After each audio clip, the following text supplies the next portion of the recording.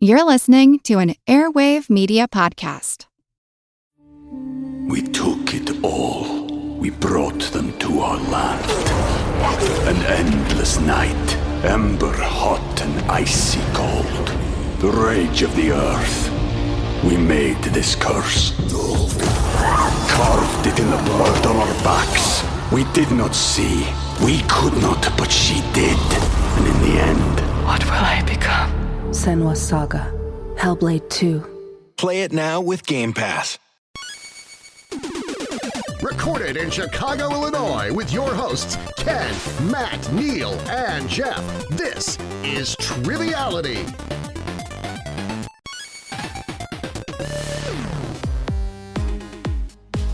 Hello and welcome to Triviality, the game where a lack of seriousness meets a little bit of knowledge. My name is Neal, and it is a pretty exciting day here today. We got some really cool guests we'll get to in just a minute, but the cooler guests are the ones always in the studio here with me. Matt, Jeff, and Ken. How are you? Very gracious of you. The coolest we're the guests are best. the hosts you met along the way. Yeah, exactly. And it's not really the coolest guest because it's always just a sauna in here. So Not today. I'm freezing my ass off. are you? You're cold today? There are two people in beanies, and I wish I was in shorts, but Okay. that's how it goes. Yeah, we should just have a shorts-only policy. Why? I don't know. It's So always then hot in we'd here. be You're a leg wearing man. something. Only one of us would be happy. Yeah, and how is everyone doing today? Okay? Yeah. It's cold. Yeah, it's cold We've outside, gone but it's over nice this. in here, so. Awesome. Well, great podcast content. General chit chat. Yeah, general chit-chat. Weather, things, how are you? It is... Your book's out? My book is finally officially out. Yeah, thank you. Yeah, so it was out last week. So this is the first week of the So book look being for it at out. the top of So that the means I bestseller list. I hope so. I mean, I'm hoping. I heard a lot of people pre-ordered it. I appreciate those who did, and I'm in the process of talking with the publisher about maybe one or two more opportunities because of all the people pre-ordering. So thank you for those of you that did, and if you haven't yet or you'd like to buy it, it's available everywhere. So go pick up a That copy. means theoretically in the future I have received it. I've already and read it. have read it. Probably. Probably, And yeah. it was great. If anyone would like maybe. a bootleg copy, just join us at patreon.com/Triviality Podcast, and I will do a TikTok for each single page You'll be of the book. scanning the pages and distributing them like leaflets. Well, speaking of that, actually, that's a great segue, Jeff. So patreon.com/Triviality Podcast is actually going to be the name of one of the teams performing today, Matt and Jeff, and we'll get to why in just a minute here. But we're Because gonna you should go there and give us money. Well, that's true. We're almost at 500 patrons. We're super excited to say that. So thank you again to everyone who supports us on our road to 500. We'd love to introduce our guests, though. Our first guest is coming to us from Greensboro, North Carolina, and that is Alex Jacob. How are you, Alex? Hey guys, thanks for having me. Doing Awesome. great. Well, thank you for joining us. And tell the folks a little bit about yourself. We're excited to have you here, following you for a little bit here from some of the things you've done. So talk about them. Cool, thanks. Well, I was on Jeopardy back in 2015. I was the Tournament of Champions winner, and I was on the All-Stars tournament that they had a couple years ago. And just launched this year a new Trivia League, and you can find out more about that at schooloftrivia.com. And that's the kind of the story of our team names today. It's going to be a plug versus plug battle. So Incidentally, I'll be joining him on schooloftrivia.com. Great team name. Great team name. Yeah, we'll definitely have to check that out. And what's funny about we have the two websites here. We have, I guess, the plug-a-thon if you want. But Alex, at the first moment he came on, he said, whatever person wants to win should be on my team. So he threw down the gauntlet in a nice way, in a very polite way. You're making me sound bad, but I prefaced it. I said, I'm not guaranteeing any kind of victory, but I was just, when we get to the end, and if we do win, I just want, I just want someone to feel it. I just want the stakes to be there. It was a nice way of saying to our diminished minds. Yeah, and me and Jeff said, no thanks. We don't want that. Ken said, I just need a good win. So Matt and I are sick of winning. Oh, so much winning over here. So yeah, Ken, you'll be with Alex on schooloftrivia.com, and then Jeff and Matt will be on the team, patreon.com/Triviality Podcast. So plug-a-thon today, but we need a host in order to play the game. And incidentally, another Jeopardy champ and awesome person. He's coming to us from Aurora, Colorado, Oakland 5 supporter on Patreon, Kyle Jones. How are you, Kyle? I am doing fantastic. Thank you for having me. We're so happy to have you here. We're complimenting your microphone setup. You got a little booth to block out the sound there. It looks pretty cool, I guess, from Star Wars or something. But yeah, tell us a little bit about yourself. Sure. Yeah, as you mentioned, my trivia pedigree, I guess I was on Jeopardy, won some games in 2018, and I was in the Tournament of Champions in 2019. I did not win, so I can't claim to be at the same level as the other guest today, but feel pretty good about that. And I also, since we're doing plugs, I also have a podcast. It is about Jeopardy. It's called Potent Podables. And you can find our episodes at potentpod.com. If you are not a big fan of the show Jeopardy, don't bother listening because we talk entirely about Jeopardy and you will probably be bored. But if you like Jeopardy, check it out. I'm going to go out on a limb and say a lot of our listeners are big fans of Jeopardy, so I think you're good. Yeah. This is some very good targeted marketing. Right? Yeah. So we got our hosts, we got our teams. Let's toss it to the rules guy. The rules of the game are simple. 20 questions split into 2 rounds worth 10 points apiece. At halftime, there'll be a special swing round designed by this week's host. After regulation, players will enter the final round with the points that they've accumulated and will have a chance to wager 0 to 30 points on 5 categorized questions. At the end of the game, someone will be named the cream of the crop. Oh, doing his Alex Trebek impression today. Only in questions, too. Very strange. The rules read. What is the rules read? Yeah, right. What is the rules read? The existential rules read. All right, well, we have patreon.com/Triviality Podcast versus schooloftrivia.com, hosted by Potent Podables. Do you a favor, Neal? We could just shorten that to Patreon versus School of Trivia.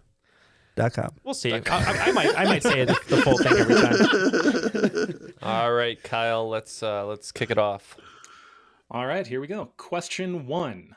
Let's get tilted. Don Quixote is considered one of the first modern novels. It tells the story of an aging hidalgo who takes on the moniker Don Quixote de la Mancha after reading so many chivalric stories that he imagines himself to be a knight-errant. We get a number of terms and idioms from the novel, including quixotic and tilting at windmills. From a fictional story within the story, we also get what pejorative term? The name for a lecherous womanizer who seduces another man's wife. You know it? I believe so, yeah. Okay, we lock lock in. in, Yeah. Would that be a Casanova, Alex, or a libertine? One of those two? A Casanova, maybe? The thing is, Casanova, I'm pretty sure was a real guy. That's a real guy. No, a pretty bad guy too, as I've learned. From a story. Maybe we should stop saying that. There's like Lothario. I thought that might have been from something else, though. That could be it. And it's pejorative too, so. Right. I think Lothario is kind of. Yeah, is that the best we have? I think that's pretty good at the moment. All right, let's go Lothario. Yeah, can't remember if that character is a Don Juan, but we said Lothario. And points for both teams. That is Lothario. Right. That's from a little like cautionary tale within the story. And Lothario actually, from what I understand, wasn't that bad a guy. His friend like badgered him into trying to seduce his wife. And then he was like, fine, I'll do it. And it worked. My friends are always asking me to do that too. Yeah. It's really weird. Peer pressure. It's tough. Yeah, No, stop, please. Stay away from people. The legend I know. Yeah, it's a weird story. Did not go the way I thought it would. Anyway, nice job. Question 2. Pardon me, can you tell me how to get to Sesame Street? Big Bird has been a staple on Sesame Street for decades, even though he is only 6.5 years old. His species has never been identified. He could be a canary, could be a lark. However, the costume uses feathers of what particular bird? While not typically yellow, it does belie Big Bird's North American origin, even though its name in French translates to Rooster of India. And I think me and Jeff are locked in. Okay, cool. Crap, you guys locked in so fast. So what birds? So his costume is, or I guess, kind of costume, kind of puppet mix, right? I mean, there's a guy in there. Yeah. Yeah, the arm is the neck. So it was made out of real Crazy. feathers, which I just learned. I would be so What do you think, allergic to that a thing. rooster of India? Would you say like a turkey or a? Would you agree that there's probably some kind of North American in the name? Maybe not in the name, but just the bird is probably native to North America, which is why I was saying like maybe turkey. You know, or like it's probably not bald eagle feathers. I'm guessing. I wanted my Canada Goose jacket to be vegan, so I had it stuffed with Big Bird. Oh, there you go. Could it be like a Canada Goose? It's possible. I mean, it is down, but Goose I don't know feathers? the goose feathers. That would make sense, right? That's a thing. Yeah, we could try that. It is used for down, right? He does look pretty soft, so we'll say goose feathers. We guessed turkey. Yeah. Uh-oh. All right. Points are going to patreon.com/Triviality Yeah. podcast. It is turkey feathers. Wow. It is turkey feathers. And only something like 5 out of every 100 turkey feathers are good enough for Big Bird's costume. Oh, wow. They went through a lot of turkeys. Do they send out like Oscar the Grouch? And Surprised Big Bird isn't red. Well, Elmo gets to pardon one, I think, every year. And then he also executes the one who isn't pardoned, Elmo. Me kill you. All right, question 3. She would have made room for Leo. Local Colorado hero Molly Brown is notable for many reasons. She was a socialite in Denver high society, wealthy through marriage and her own enterprise, and engaged in the advancement of women's rights and other social issues of the time. Her greatest claim to fame occurred in April 1912 on a return trip from visiting her daughter in Paris. Her bravery and level-headedness during the early hours of April 15th earned her what nickname? Yeah, right? Yeah. Okay. We play too much together. Unsinkable, right? Yeah, Unsinkable the Unsinkable Molly Brown. Yeah. Where's I like Kathy call her Bates in the movie. Yep, Unsinkable Kathy Bates. That's what I call her. We too went unsinkable. That is Unsinkable Molly Brown. Nice job. Yeah, I grew up like 10 minutes from the Molly Brown house. Wow. Is it like a museum now, or? Yeah, and like you can book events and stuff. It's not very big and You have like a really frat not party? terribly interesting. Yeah, that would fit the Come vibe check real out well. Lambda Chi at the Yeah. Unsinkable Molly Brown house, 9 Play some p.m. beer pong at the Unsinkable Molly Brown's house. Nice. Oh, wow. All right. Question 4. Repeatedly cut gems. The Tavernier Blue was mined in India and purchased by French merchant Jean-Baptiste Tavernier in 1666. It was cut and renamed the French Blue, then sold to Louis XIV in 1668. It was stolen in 1791 and recut, reappearing in 1839 under a new name. What is this storied gem now called, which currently resides in the Smithsonian? I think we can all agree it is not the diamond-encrusted Furby from Uncut Gems. From Uncut Gems, no. Okay. That's my guess. I think it's wrong, but So you guys Gotcha. are locked? Mm-hmm. we're gonna lock in. I'm thinking maybe the Hope Diamond. Yeah. Is that what you were thinking? Because I think I've been to the Smithsonian, and I think It definitely is blue. Yeah. Think you've been to the Smithsonian? That would make sense. I was gonna ask. I was that. young. I was young. Oh, I you was just like like in happened junior high. upon it. So you want to go with that Hope Diamond? Yep. All right, let's go with That's that. probably right. Yeah. Yeah. We too went with Hope Diamond. Well, hey, you guys weren't sure, but you are correct. It is the Hope Diamond. Nice job. Yeah, if you ask me to name a special jewel. gem, Yeah. then I can only name one. So Well, I'm glad I picked that one then. Up until like 4 months ago, I thought that the Hope Diamond and the Koh-i-Noor were the exact same thing. And then I found out they weren't. I just learned that there's a thing that exists There's called a the second Koh-i-Noor. thing. Well, there you go. All right. Question 5. Whether or not. Ted Fujita of the University of Chicago, with Alan Pearson of the National Severe Storms Forecast Center, developed a scale to measure certain meteorological phenomena. The scale was introduced in 1971, updated in 1973, and enhanced in 2007. Yeah, that seems like enough. Or is it? I the think I other know one? it if we want to tell them. okay, that so if we want to Alex, lock in. yeah, that's fine. If Alex knows it, we'll lock in, and you guys can talk. Mm-hmm. Okay.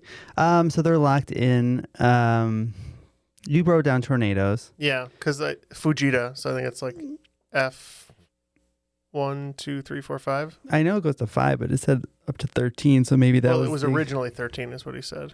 Oh, yeah. That makes sense. I'm good with tornado Or was what? How are hurricanes measured? by names. So like Sally is the worst one. No, but they have like tropical storms. No, They're I like- don't- I they're think like- that's wrong. They have like tropical storms, tropical depressions, and then up. Do they also use the F scale? Possibly, but I'm good with tornado if you want to lock in with it. The hurricane scale for Matt is just names of ex-girlfriends. That's what it sounds like. And how much they destroyed his life. Well, we're going to leave it at that, and we're going to say tornadoes. Well, actually, it's tornadoes, yeah. Yes, it is tornadoes. Yeah, All good right. job.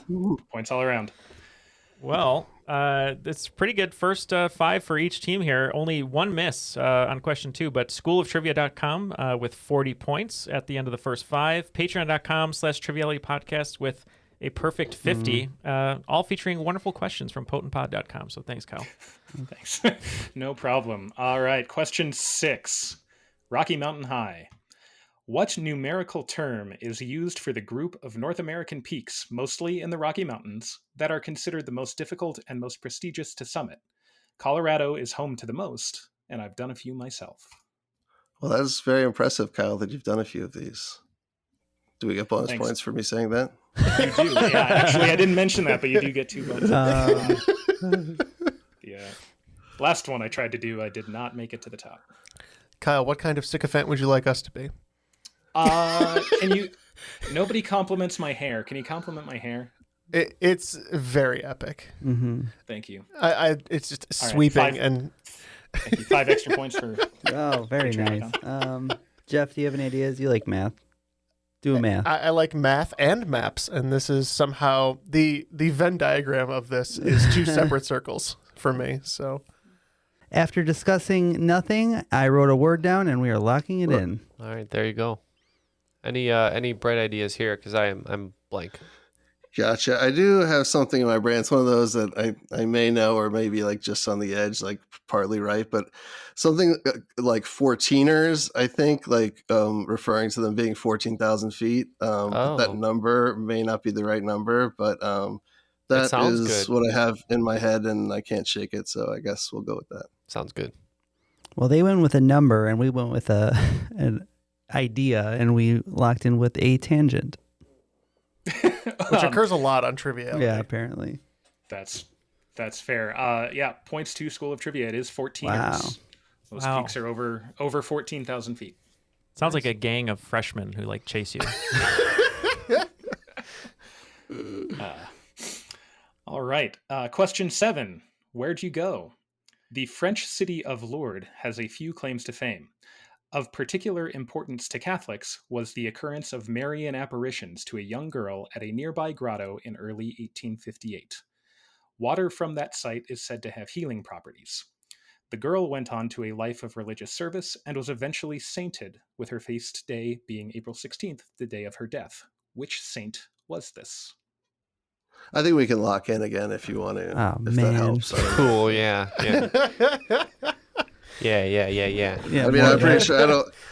It's like I'm pretty sure I don't want to cut off discussion for no reason, but if it helps things. Yeah, so if they're locked in, then I can say some things out You loud. can freely say that you know nothing. Yeah, nothing. That's true. So we're looking at a Catholic name. It's French.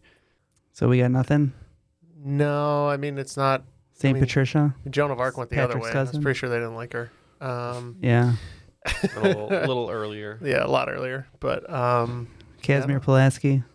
That's the one. Also deceased and Polish. And a man. And a dude. And not a saint. Not a saint. So checks all the boxes. I don't know. St. Mary of Francetown. We'll just say Lourdes. We'll just say Lourdes. All right. What do you have?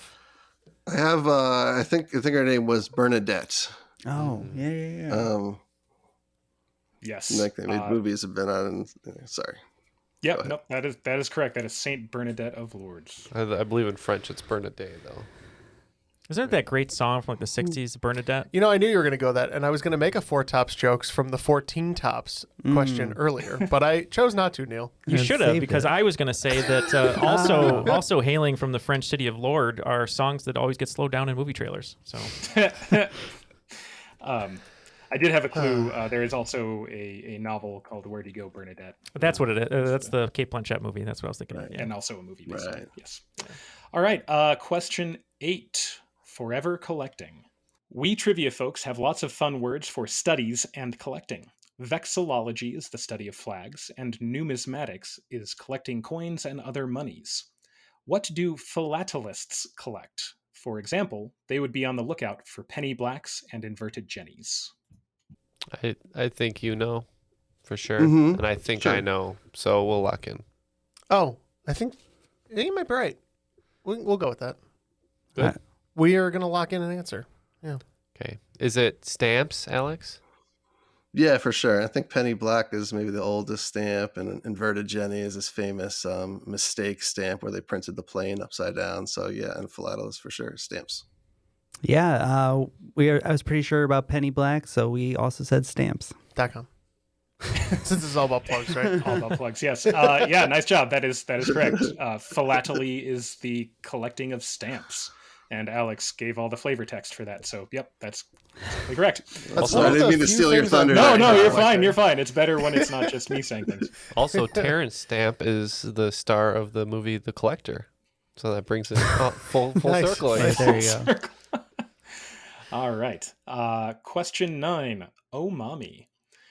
In French cuisine, the mother sauces, or grande sauces, are a group of sauces upon which many others are based. While there are discrepancies depending on the text or person you consult, we will go with the 1907 English edition of Auguste Escoffier's Le Guide Culinaire, or A Guide to Modern Cookery. According to that book, there are 5 mother sauces. For 2 points each, name all 5. Oh boy. I need to learn these. Yeah. It looks like Alex. being a trivia man, looks like he's got these memorized. I believe it's Tabasco, melted butter, Hot. Melted butter.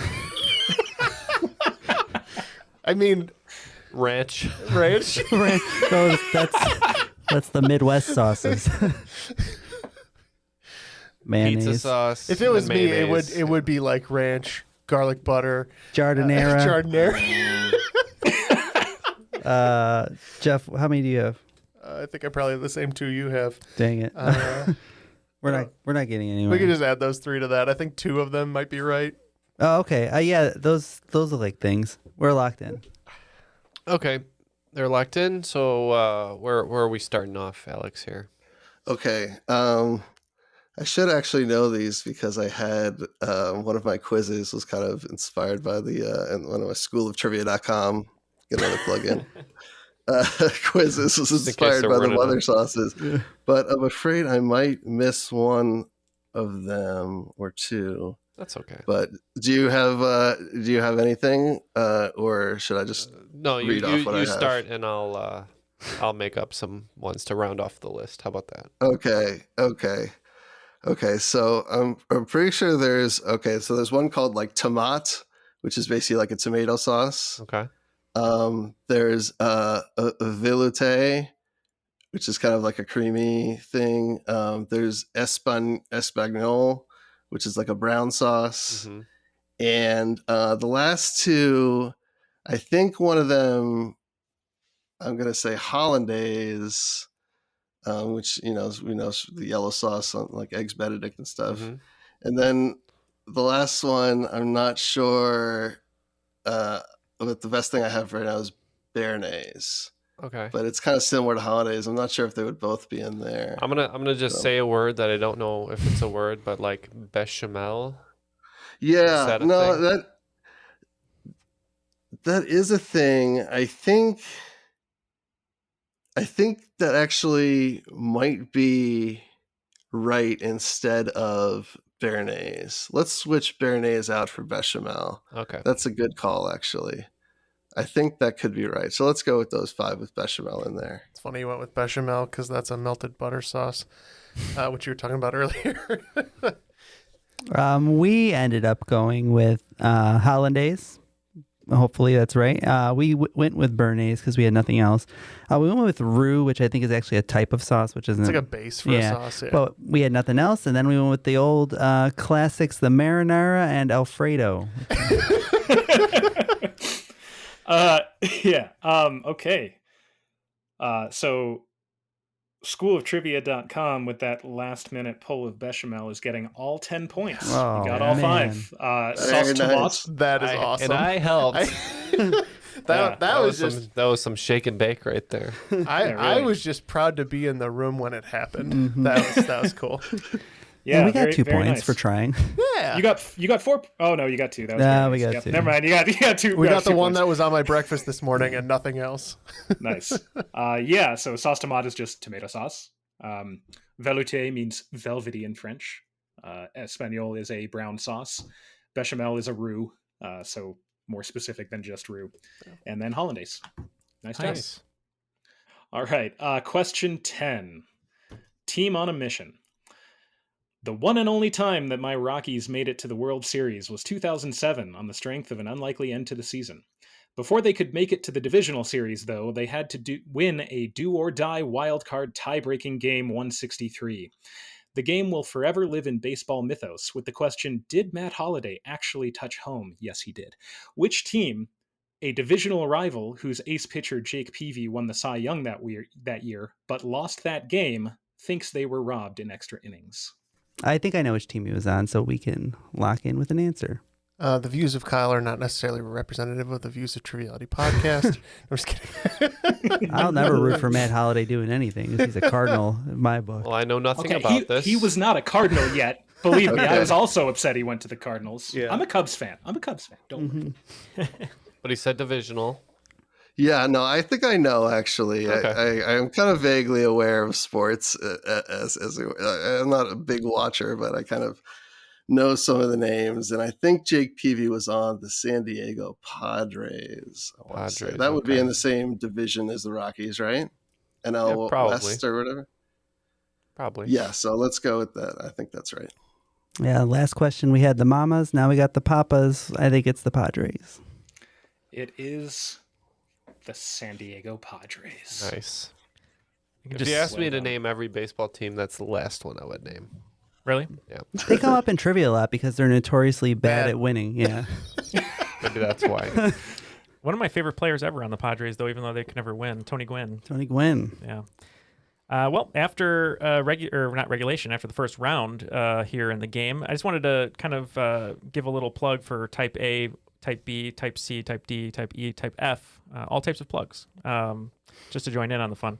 But it looks like after the first round, patreon.com/Triviality Podcast picked up 22 points in the second half, bringing their total to 72.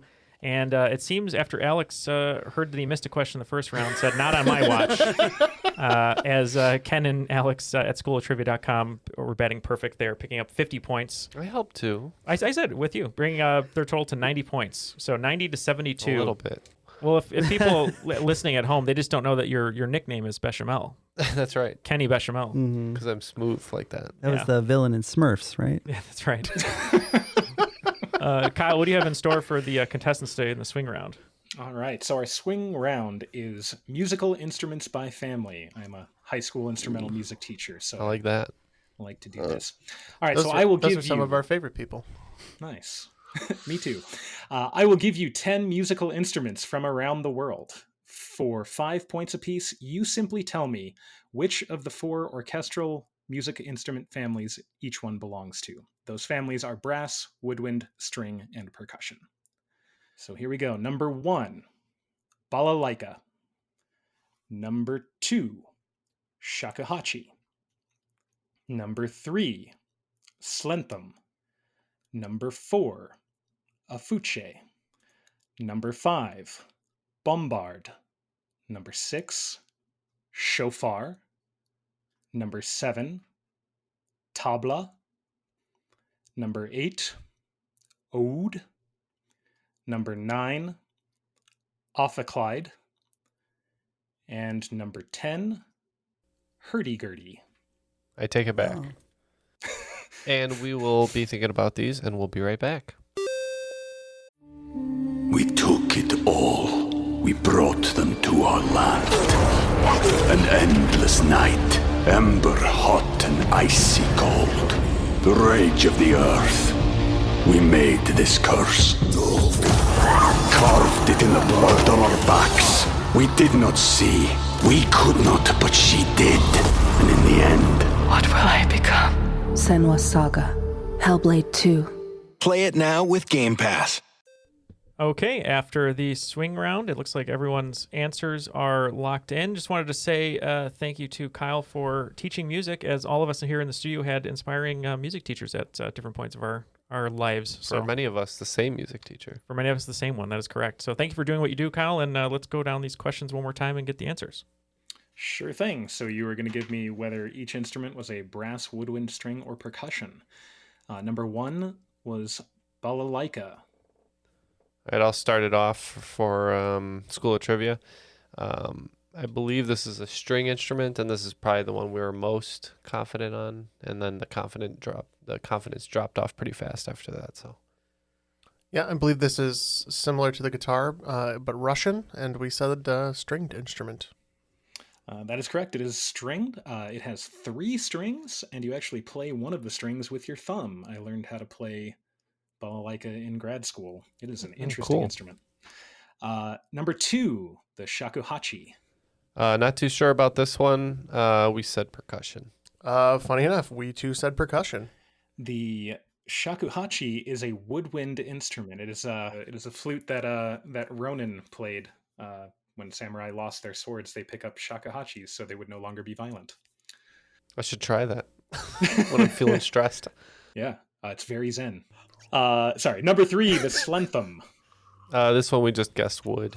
Yeah, we guessed woodwinds. This one is a percussion instrument. It is a metallophone with like bars set across the top. It's part of the Indonesian gamelan. Number 4, a fuche. We said wood again. You might notice this for all the ones that we had no clue. We just said woodwind. So. Weirdly, we too said woodwinds. The afuche is possibly more commonly called a kabasa. It is a percussion instrument. It's like the kind of instrument. Number 5, the bombard. Wood. We guessed brass. School of Trivia is getting points. It is a double reed woodwind instrument. We knew it all along. From the Renaissance, because you love Renaissance Breton music, right? And double reeded instruments. Ken's like, Nice. Who could stop at the oboe and the bassoon? No, I need more. Number 6, the shofar.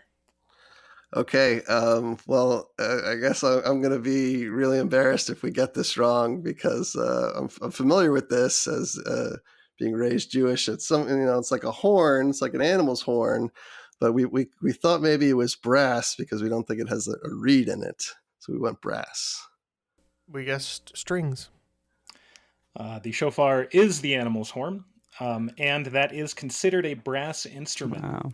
Doesn't have to be made of brass. It's the way it's played. If you buzz your lips, it's a brass instrument.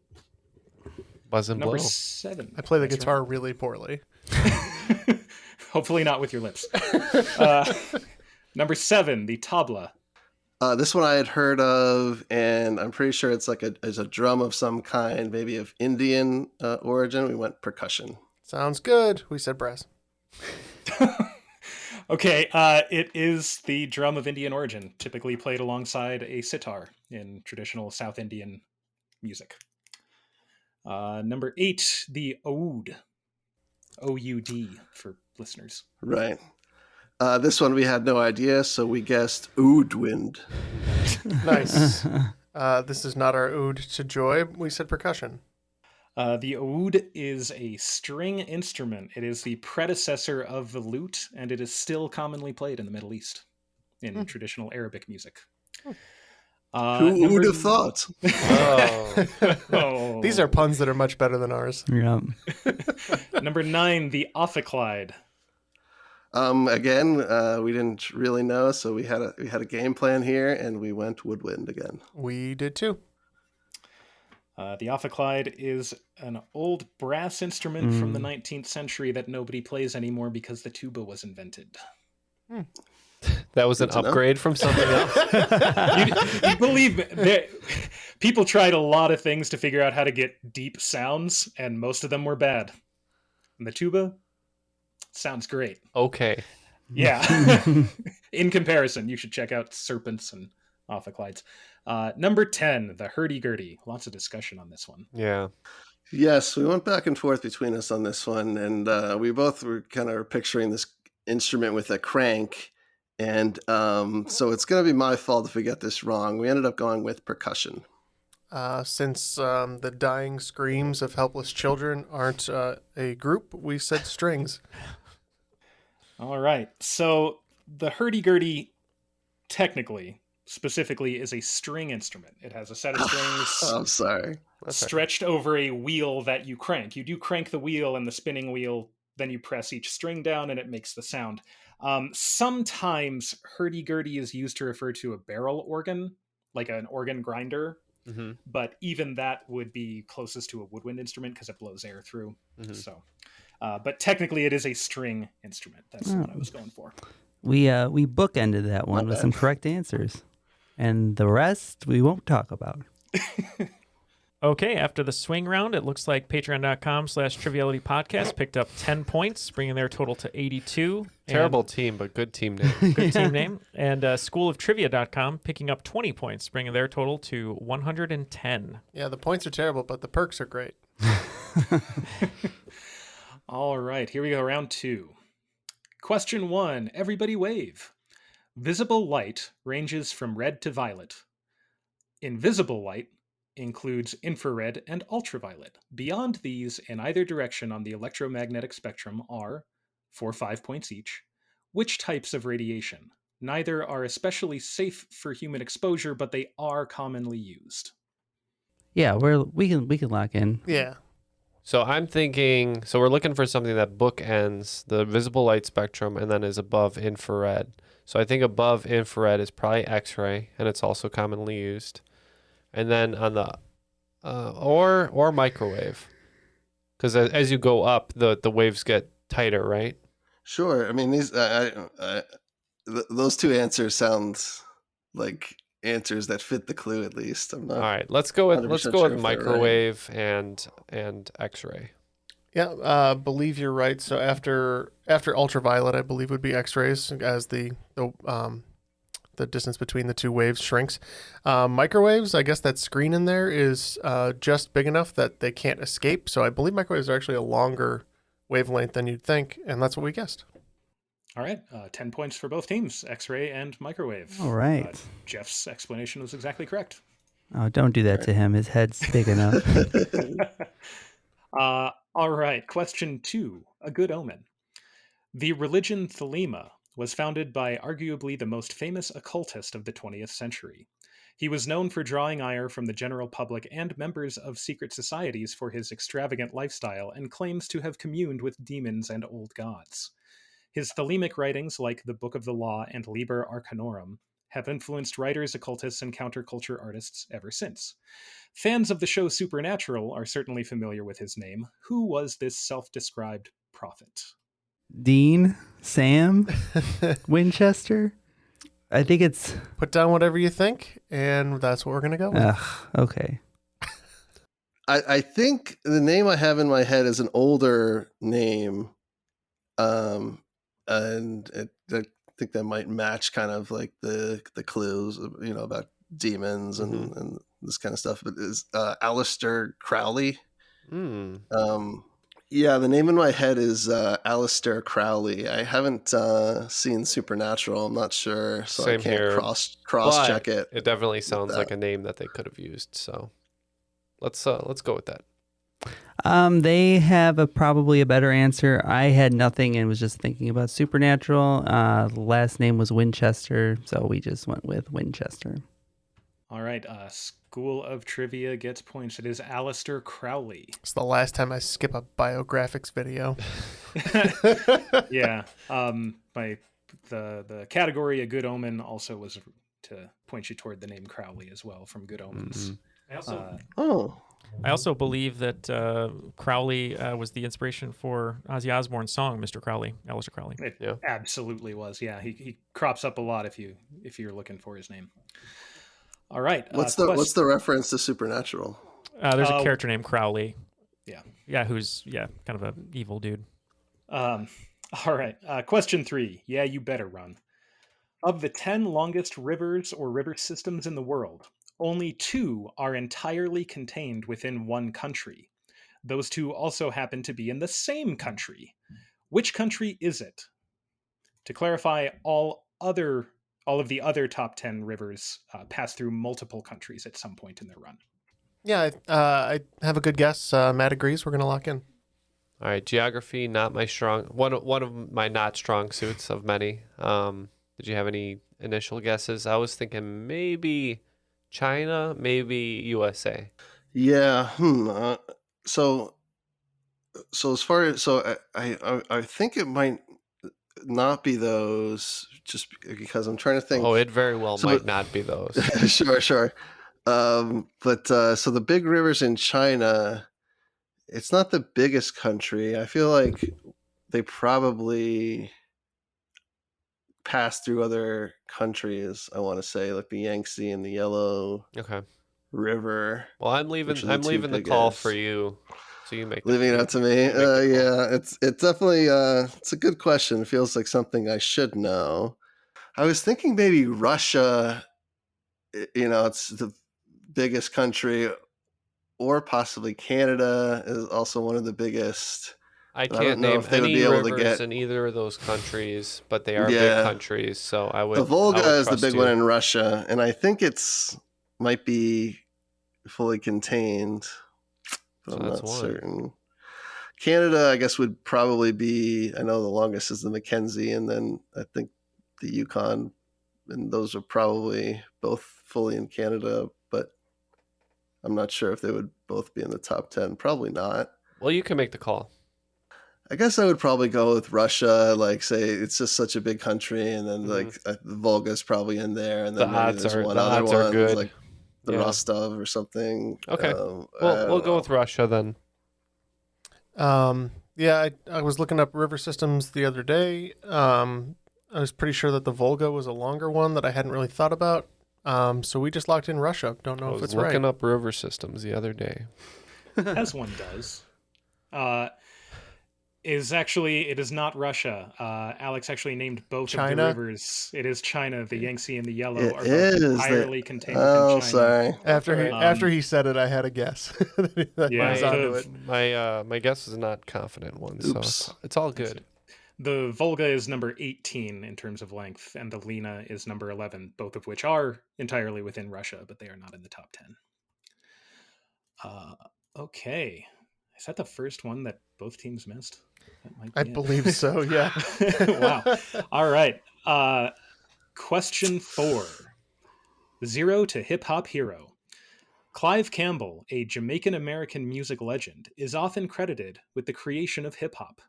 Campbell spun funk and soul records during his 1973 Back to School Jam, which is considered the first hip-hop event. Clive Campbell isn't a great hip-hop name, though. What stage name did he go by? I buy that. Okay, we're locked in. I'm wondering if it's maybe one of the Run DMC guys. Yeah, I don't really know. The name in my head that's somehow related to the origin of hip hop is Afrika Bambaataa, but I have no idea. That's a good guess. That's related a good guess. To this. Let's go with that. That's a good guess. I was thinking back to old hip hop, and a lot of names like Slick Rick, Sugar Hill Gang, and those kind of guys came to mind. But we ended up going with Grandmaster Flash. Those are both good guesses. Grandmaster Flash became much more commercially successful, but this is DJ Kool Herc. My favorite. Yeah? No. Oh, no. That's the name of Hercules when he went and played clubs. That's right. He's actually got his own line of NFTs now, actually. Who doesn't? Kevin Sorbo? Just kidding. That wouldn't surprise me. All right. Question 5. No clue here, just a plug to get vaccinated. Jonas Salk's 1955 polio vaccine was extremely important. It was the first step in eradicating a debilitating childhood illness. However, the Salk vaccine was only really used in the U.S. Outside the U.S., another polio vaccine was equally successful. In fact, by 1961, when it became commercially produced, the Salk vaccine stopped being used. Who created this other, more easily distributed polio vaccine? You're suggesting we go with a Lucky Johnson? Yeah, I think so. Dr. Johnson. First name Tap, last name Johnson. Of Johnson & Johnson. Yeah, we're locked in with a Lucky Johnson, I All guess. right. Are we going with a Lucky Johnson, or you have an idea, Alex? No, I think the guy's name is it's definitely Saban. I think it's Albert Saban. Isn't that the Power Rangers guy? That's Hans Saban. I'll take your word for it. No, I thought he was the coach from Alabama. All right, we're going with Saban. Yeah. All right. Points to School of Trivia. It is Albert Sabin. The Sabin vaccine is distributed orally, which made it much easier to transport and administer than the injected one from Salk. I didn't realize that. Yeah. I thought they were all oral. No. Let's get the sad scores for us. The sad scores. Well, the insults for the Alabama football team when they're practicing are also administered orally by Mr. Saban. So it looks like team patreon.com/triviality podcast picked up 10 points, bringing their total to 92. And schooloftrivia.com picked up 30 points, bringing their total to 140. All right. Question 6. Maybe he owed more than he thought. I don't know that I have ever felt personally victimized by a month, but it seems that T.S. Eliot did. His poem, The Wasteland, begins with the claim that which month is the cruelest. My students likely agree what with all the standardized testing. We're laughing. Yeah, I believe we are as well, Matt. Cruelest month. The cruelest month. Has this come up recently? It's possibly my favorite Simpsons joke ever. Oh. Are we agreed this is the 4th month of the year, April? Yeah, it's coming around. April is the cruelest month. April is indeed the cruelest month. Nice job. Unless you're looking to buy a book from Neal Fisher, in which case it's the best month. There you go. Hopefully. Well, I guess we're past that. You would have just April 26th. Yeah. Was your chance to buy it on release date? But guess what? There's still copies. It's only available for 4 days. April 26th to April 30th. Limited run. Yeah. Neal is the cruelest author. Nice. All right. Question 7. Kind of like Ricky Bobby. There are 2 actors who have won back-to-back Academy Awards for Best Actor. One is Tom Hanks for Philadelphia and Forrest Gump. The other won 56 years prior for his roles of Manuel Fidelo and Edward Flanagan. Who was that Golden Age star? Neal. Oh, I'm not playing. I can't help you. Do you know this one, though? I do know. Of course you know that one. We can lock in. And they can lock in. And we're locking in. Is Clark Gable? Clark Gable's an old name. It is an old name. What would he have won for? Movies? Well, wasn't 39 the year of release for Humphrey Bogart, right? Casablanca, that was about that time. Clark Gable did Gone with the Wind. Yeah. And then probably another movie. Was he in Mutiny on the Bounty as well? Oh, I don't know. Am I thinking of someone else? I don't know. Shall we go Clark Gable? Let's go with, Clark Gable. Alrighty. So I think I'd have to turn in my Oscar nerd card if I got this wrong. But so I knew straight away with the back-to-back Oscars that it was Spencer Tracy. But the roles, I think, so Edward Flanagan is Father Flanagan from Boys Town. So he was the creator of the Boys Town that for the group for like edit this part out or whatever. Right? Help. Yeah, exactly. I lost my word in train of thought there. Young men. Yeah. I'm trying to remember what the other movie is. I think it might be called Captain's Courageous, but that doesn't matter. The answer is Spencer Tracy. Yep, the answer is Spencer Tracy. Those are the roles. Those are the films. Nice. Nice job, Alex. That was 1937 and 1938. So, okay, question 8. Awkward. Michael Jackson was involved in the production of a number of video games throughout his life. This includes the unfinished MMORPG Planet Michael from 2011 and playing the role of Space Michael in Space Channel 5 and Space Channel 5 Part 2. However, his first collaboration was the production of a 1990 game based on his film Moonwalker. This beat-em-up game has players, somewhat ironically at this point, rescuing small children from Mr. Big and his henchmen. Which console was Moonwalker made for, showing off its fancy 16-bit sound capabilities developed by Yamaha and Texas Instruments? Does it have blast processing? I played this game constantly. I still have it at my house. Did you really? I played it all the time. I beat it a lot, and I played at the arcade. He was playing the portable one earlier. Because the best thing about it was, like, when he would fight, he wouldn't punch or anything. He would spin, he'd go, hee hee, and then, like, a little stuff would come out and disarm people. Oh, that's disturbing. I have never met anyone who has actually encountered this game in the wild. I still have it. So you're locked in? Yeah, we're locked in. I'm thinking based on the 16-bit, I would say Sega Genesis. Does that sound right? Is 90 too early for Is that? 90... or is that about right? I believe 90 is too early for that. I'm not a big video game guy. I had a Sega when I was pretty young, and it probably beat the Super Nintendo to the market. So I would say Sega Genesis. I go with you on this one. Yeah, 100% sure. I think he was actually working on the music for Sonic at the time, and they ended up not using or using a different version of it. But this is almost 100% Sega Genesis. It is the Sega Genesis, yeah. Beat the Super Nintendo to the 16-bit market. And yes, thank you, Matt. Michael Jackson also supposedly worked on the music for Sonic the Hedgehog 3, I think. Mm-hmm. And for those unfamiliar, so Moonwalker was a game. It was based on a movie they used to watch all the time. And Mr. Big was played by Joe Pesci. Oh, my God. And so in it, he saves these kids from, like, a cavern or whatever. And at the end of the movie, to fight Joe Pesci and his army, he turns into a gigantic robot, like a transformer. Okay. So makes sense. A classic. Yeah. There are rabbit holes upon rabbit holes. Why do you have to turn into a giant robot to defeat Joe Pesci? That's a good question. I mean, a little kid did it literally several years later. Yeah. Are you shaming those kids for not being able to fend off Joe Pesci? No. Not everyone can be Macaulay Culkin. That's true. Question 9. Check out the size of those brooches. A recently departed public figure, born Marie Yana Korbalova in Prague, earned the nickname Madame Cajones for her comments about Cuban military pilots shooting down civilian aircraft in international waters. Who was this important woman who admittedly has some more notable aspects to her resume? I think we're good, Matt. Mm-hmm.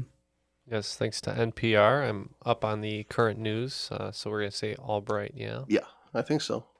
Confirmed. We too went with former Secretary of State Madeleine Albright. Yeah, and she wore brooches to, like, send political messages to the people she was meeting with, I guess, which is pretty passive-aggressive, but It's cool. also the best use of a brooch I can think of. Yeah. Mm-hmm. Mm-hmm. Yes, that is correct. It is Madeleine Albright, recently departed.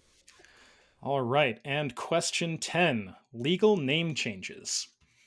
A recent upset occurred in international soccer when Italy, the reigning European League champions, were knocked out of the upcoming World Cup by a national team that everyone had considered to be underdogs. The people of that country chose to alter its name in 2019. This came after a years-long dispute with a neighbor over the historical boundaries of an ancient kingdom and which nation gets to claim that one guy who I guess was pretty good. What is the new name of that country? Believe it or not, I know this from the soccer angle. Really? Yeah, I saw a little clip of it. Yeah. You guys locked in, though? Yeah. It's North Macedonia now, right? Yes, that would be the name of it now, right? Yes. Yeah, used to be the former Yugoslavian Republic of North Macedonia, but we said North Macedonia. It is the Republic of North Macedonia. Yeah, Greece didn't like that they called themselves Macedonia. Because they have a region called Macedonia, which matters a whole lot. Big month for upsets. March Madness Yeah, or really. whatever.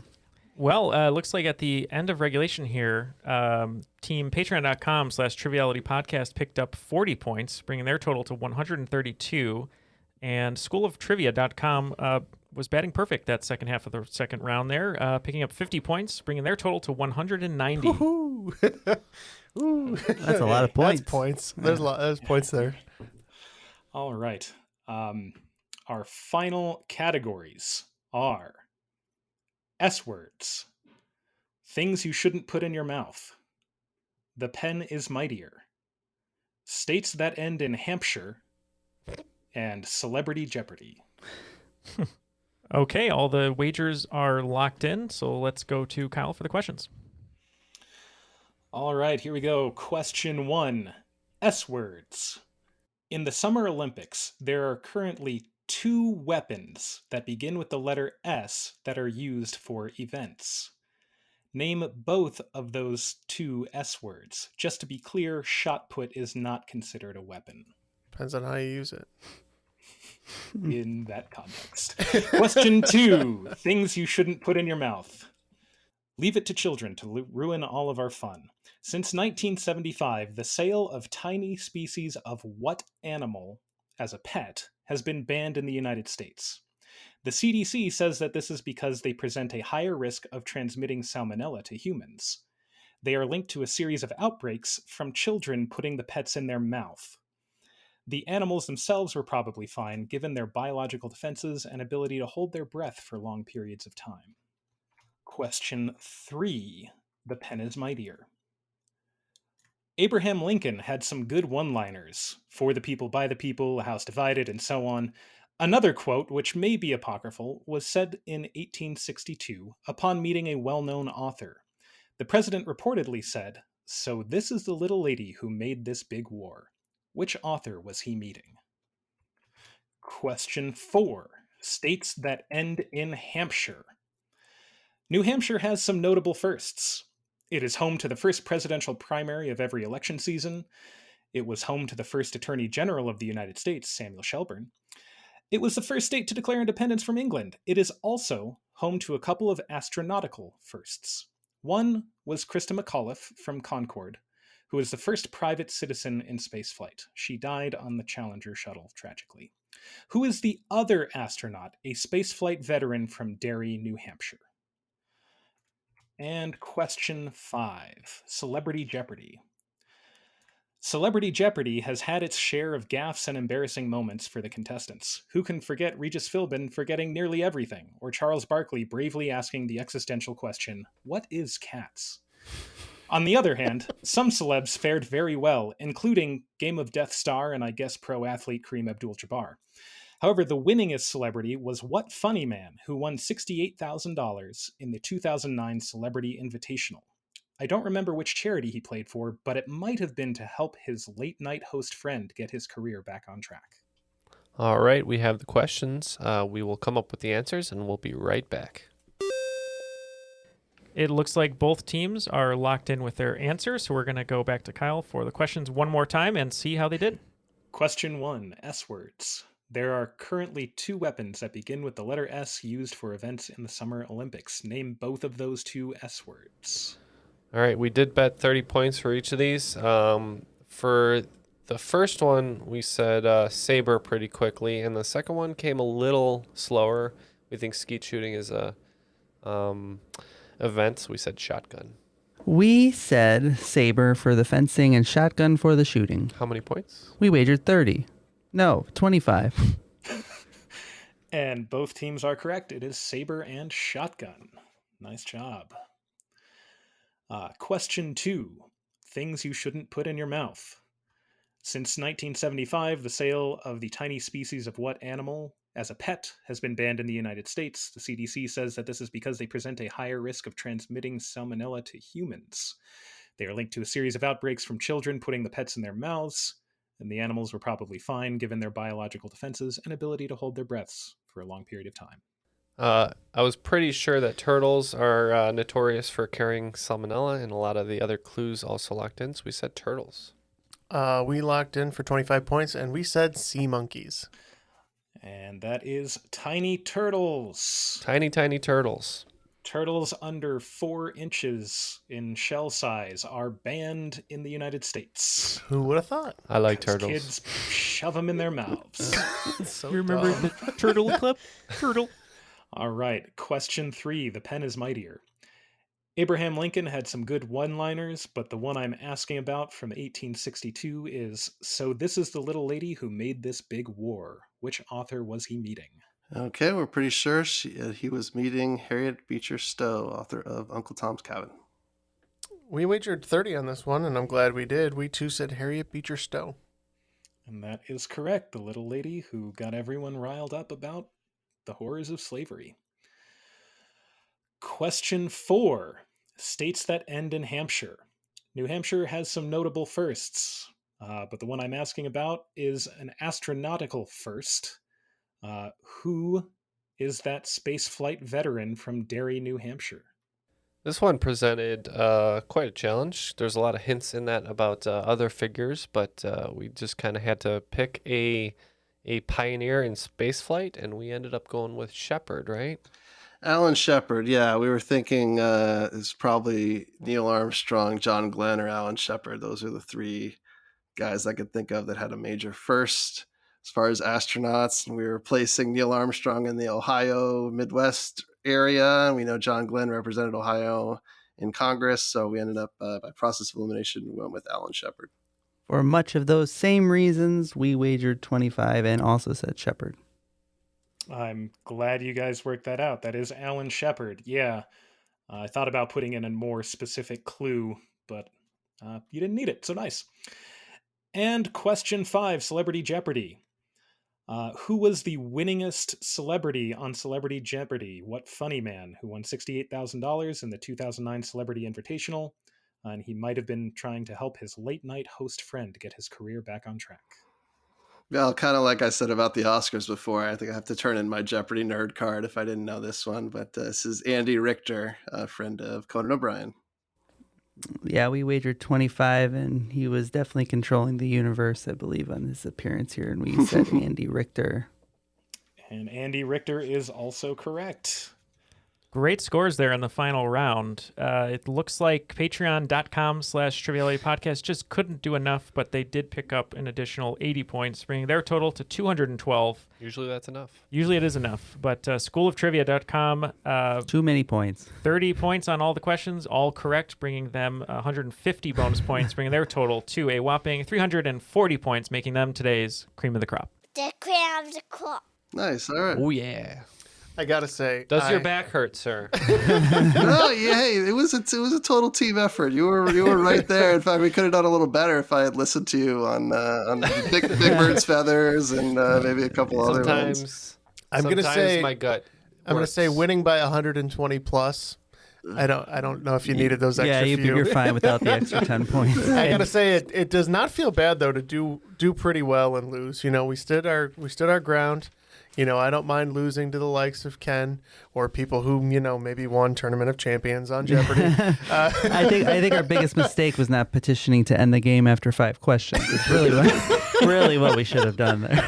We have a new format. If we get 5 for 5 in the beginning, we just flex out. We're like, all right, total it up. Let's go. Well, whoever was ahead. Yes. Well, thank you very much, Alex, for spending some time with us today. We were happy to continually plug schooloftrivia.com, but any last statements, plugs, shout outs, anything you'd like to say? No, I'll just say if you're still listening, you're probably pretty much the target audience for School of Trivia. Just Monday through Friday, five theme questions to your email inbox, and we're getting a lot of good feedback. All knowledge levels are welcome. Don't be intimidated because we got different skill divisions, and you don't have to go up against the cream of the crop, as you guys say. So, this is fun time. Check it out. Appreciate it. And thank you guys for having me. The top level You're welcome. is champion, and then the bottom level is dunce. So you can enter the dunce level. I think actually if we join, they'll have to add a level below that called Triviality. Well, yes, thank you very much for joining us today. We appreciate it. And a huge thank you to Kyle for just some wonderful questions. We were talking during one of the breaks when the guys weren't here that we both have an affinity for long-winded questions because there's a lot of fun clues in there. So I appreciated all of those, and you did a wonderful job today. But any shout-out statements, anything from you? Sure. Just first off, thank you for having me. It was a blast. Check out Potent Podables. That's www.potentpod.com if you are a fan of Jeopardy. And just for everyone out there, support your local teachers. They are doing hard work coming out of a lot of remote teaching and problems with the pandemic. And chances are, if you have a problem with the school system or something like that, it's not a problem with the teachers who are treating your kids well. So support your teachers. Well said. Well said. Well, it looks like that's going to be it for us today. We appreciate all of you listening, all of our patrons, everyone who comments on our social media. You can follow us at Triviality Pod. But for today, thank you very much to Matt, Ken, Jeff, Kyle, myself, Neal. I'm not going to say myself one more time, but Alex. Thank you, Neal. Thank you. Yeah. And Alex, thank you so much again and for helping make this the plug-a-thon to end all plug-a-thons. That was Triviality. Buy Neal's book.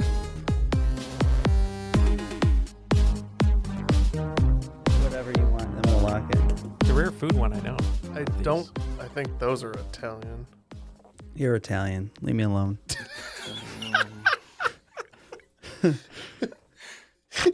These are like some 14ers type burns in the studio. Well, you're Italian. Leave me alone. I know you are, but what am I?